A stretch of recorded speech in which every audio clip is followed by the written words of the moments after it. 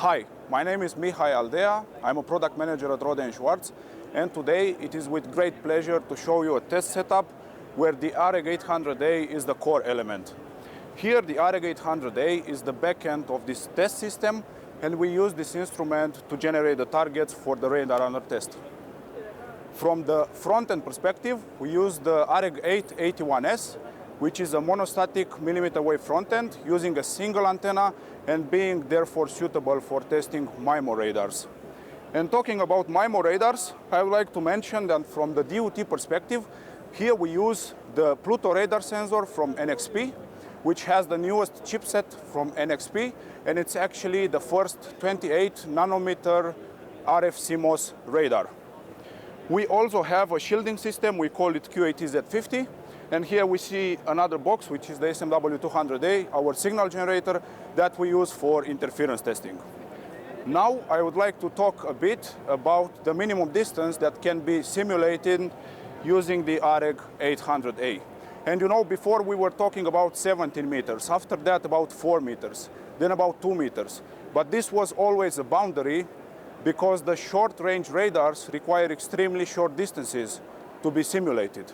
And as this was a boundary so far, I would like now to kindly invite you to break this boundary, because now I'm going to launch actually a new feature for the AREG 800A.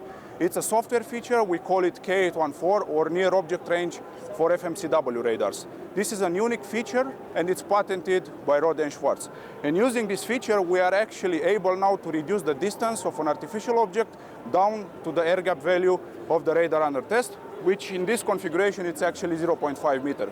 And here we see I generated 8 targets using only one channel in the AREG 800A.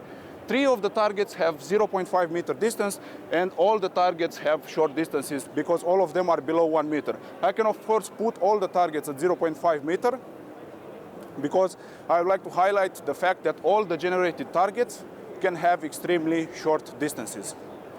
And I was mentioning before interference testing.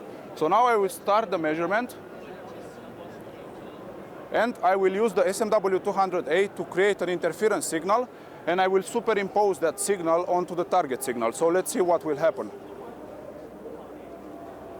And as you can see, now the radar under test is not anymore able to perceive the targets in presence of strong interference.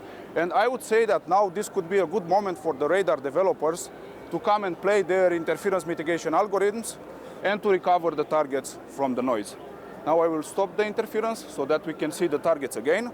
And this was Mihai from Rohde Schwarz. And if you want to know more, then just please visit us at rohde-schwarz.com.